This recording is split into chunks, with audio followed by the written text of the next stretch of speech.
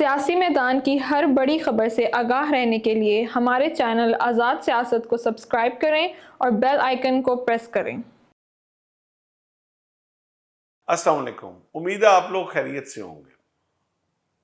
آج کل کافی رونق اسلام آباد میں لگی ہوئی ہے، ایس سی او کی گہما گہمی ہے اور بڑی اچھی اچھی خبریں جو ہیں وہ انیشل ریزلٹس جو آنے شروع ہوئے ہیں ان میں سے آنا شروع ہو گئی ہیں الحمدللہ۔ وہ تو جب ایس سی او اختتام پذیر ہوں گی تو کمپلیٹ جو اعلانیہ جاری ہوگا اس کے بعد ہی پتہ چلے گا، لیکن جو سائیڈ وائز جو میٹنگز ہو رہی ہیں اور ان کے جو آؤٹ کمز آ رہے ہیں وہ بہت پازیٹیو ہیں۔ سننے میں آ رہا ہے کہ رشیا جو ہے وہ اس نے سٹیل مل کے ریوائیول کے لیے آفر دے دیا کہ میں سٹیل مل کو ریوائیو کرتا ہوں۔ آپ کو یاد کرا دوں کہ یہ سٹیل مل جو تھی یہ پہلے یہ ذوالفقار علی بھٹو صاحب کے زمانے میں یہ جو آج سی پیک جس کو چائنا پاک کوریڈور کہا جا رہا ہے، یہ پہلے ماسکو سے پاکستان کراچی تک یہ روڈ آنی تھی اور پھر گوادر بھی اس نے جانا تھا۔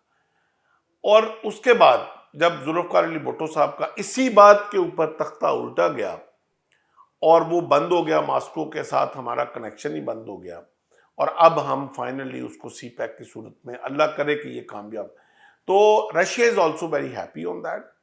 اور یہ سٹیل مل اس وقت رشیا نے as a token of that پیک روڈ جو بننی تھی سٹیل مل پاکستان میں لگائی تھی کہ جتنا بھی اس میں آئرن کور یوز ہوگی یا آئرن یوز ہوگا اس پورے پروجیکٹ میں وہ پاکستان میں بنے گا۔ کتنی بڑی ویژن تھی، لیکن آنے والے وقت نے اس کو برباد کر دیا، اور میں یہ سمجھتا ہوں کہ اس کے پیچھے بہت بڑا ہاتھ تھا برباد کرنے میں ان طاقتوں کا جو یہاں رشین انفلوئنس کو ختم کرنا چاہ رہے تھے اور امریکن انفلوئنس کو امپوز کرنا چاہ رہے تھے، کہ کس طرح اس سٹیل مل کے ساتھ بلاత్కాر کیا گیا۔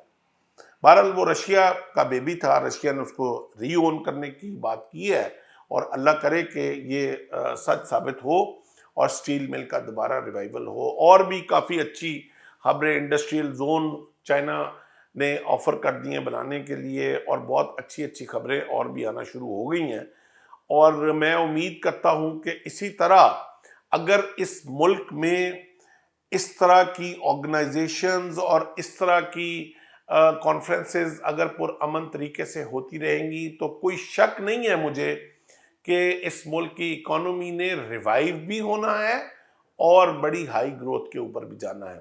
آج بھی جب میں بات کر رہا ہوں تو اس وقت بھی آج کی سٹاک مارکیٹ اپنے ہائیسٹ پہ اس وقت کھڑی ہے۔ پی آئی اے کا انشاءاللہ ریوائیول ہو رہا ہے، ایئرپورٹ پرائیویٹائز ہو رہے ہیں، وہ آپ پروفٹ میں ہر چیز آنا شروع ہو جائے گی۔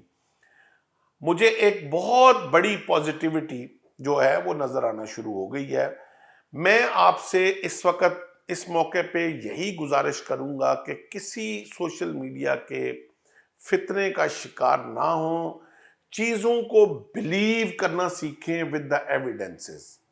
یہ جو 5th جنریشن وارفیئر کا اٹیک ہمارے اوپر کیا گیا ہے، اس سازش کو سمجھنے کی کوشش کریں۔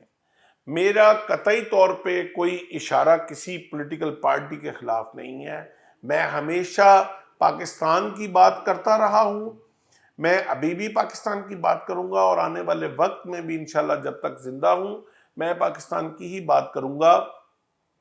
حکومتیں میرے بھائی آتی جاتی رہتی ہیں، آج اگر حکومت شہباز شریف صاحب کی ہے تو کل عمران خان صاحب کی تھی، آنے والے وقت میں ہو سکتا ہے عمران خان صاحب کی حکومت ہو۔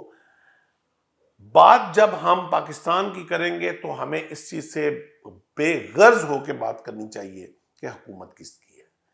ہمیں صرف یہ سوچنا چاہیے کہ یہ جو سوشل میڈیا کا فتنہ گن کی طرح آج ہماری اکانومی کو ڈسٹرب کر رہا ہے، بے بنیاد خبروں کو ایک دم سوشل میڈیا پہ چڑھا کے ان کو ایک روپ دے کے اور اس کے اوپر ہائپ کریٹ کیا جاتا ہے، اور ایک یلغار کمنٹس کی آ جاتی ہے، اور ایک اس کو ملٹیپلیکیشن شروع ہو جاتی ہے۔ میری صرف آپ سے یہ گزارش ہے کہ آپ جب بھی آپ کے اوپر آپ کے سامنے کو سوشل میڈیا کا اس طرح کوئی آپ کو آئے اس کی تصدیق ضرور کریں اور کسی وثوق ذرائع سے تصدیق کریں. اگر آپ اس کے جواب میں یہ کہیں گے ہم کہاں سے تصدیق کریں، تو اگر کوئی تصدیق نہیں کر سکتے تو اس کو فارورڈ نہ کریں. نبی کریم صلی اللہ علیہ وسلم کی حدیث ہے اس کے اوپر کہ سنی سنائی باتوں کے اوپر مت اعتبار، یعنی کہ آپ کا فرض نہیں ہے ہر چیز کے اوپر ایکشن لینا یا اس کو فارورڈ کرنا. آپ یہ سوچیں کہ کتنی اپنی ذہنی کوفت کو ہم سٹریس لیول کو کتنا انکریز کر رہے ہیں. ہمارے دین کی ہر بات کے پیچھے کوئی لاجک ہوتا ہے، اور وہ لاجک یہی تھا کہ جو کام آپ کا نہیں ہے اس کا سٹریس آپ نہ لیں، جو اسٹیٹ کا کام ہے وہ اسٹیٹ کو کرنے دیں. یہ اس وقت ہمارے مائنڈ گیم کے ساتھ کھیلا جا رہا ہے to increase our stress level. وہی کام اگر ہم اپنے کام پہ فوکس کریں گے ہماری گروتھ ہوگی، ہماری اپنی خوشحالی آئے گی. ہم سنی سنائی خبروں کے اوپر جب نہیں دھیان دیں گے تو ہمارا فوکس اپنے کام پہ آ کے لگے گا. میں بڑا ہٹ کے آج بات کر رہا ہوں، لیکن یہ ایک سوشل میڈیا ایشو ہے جس کی اس وقت بڑی اشد ضرورت ہے اس کے اوپر بات کرنے کی. آخر پہ میں آج آپ سے یہ ایک ریکویسٹ کروں گا کہ جو کام بھی صبح اٹھ کے رات واپس سونے تک ایک ایکشن ایسا ضرور کریں جو اپنی ذات سے ہٹ کے، اپنی فیملی سے ہٹ کے، جو اس ملک کے لیے ہو. اس ملک نے ہمیں اپنی پہچان دی ہے، اپنا آئی ڈی کارڈ دیا ہے، اپنا پاسپورٹ دیا ہے. جو لوگ ان سے پوچھیں جو 3 نسلوں سے اس وقت غیر ملکوں میں، امریکہ میں، یو کے میں رہ رہے ہیں، they have the nationalities, they have the passports, they have all the rights, but they are known as Pakistanis. Identity ان کی ختم نہیں ہو سکی. We will remain Pakistani.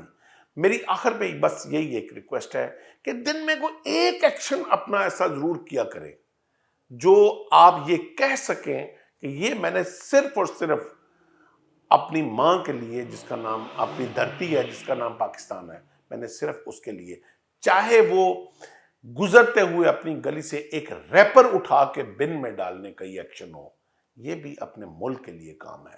تو ایک ایکشن ایک دن میں کچھ بہت زیادہ آپ سے ڈیمانڈ نہیں کر رہا ہوں. 1 ایکشن ان اے ڈے جو صرف ملک کے لیے ہو. This will change entire fate of the country. I promise this thing. بہت سارا خیال رکھیے گا. اس کے ساتھ ہی میں آپ سے اجازت چاہوں گا. والسلام.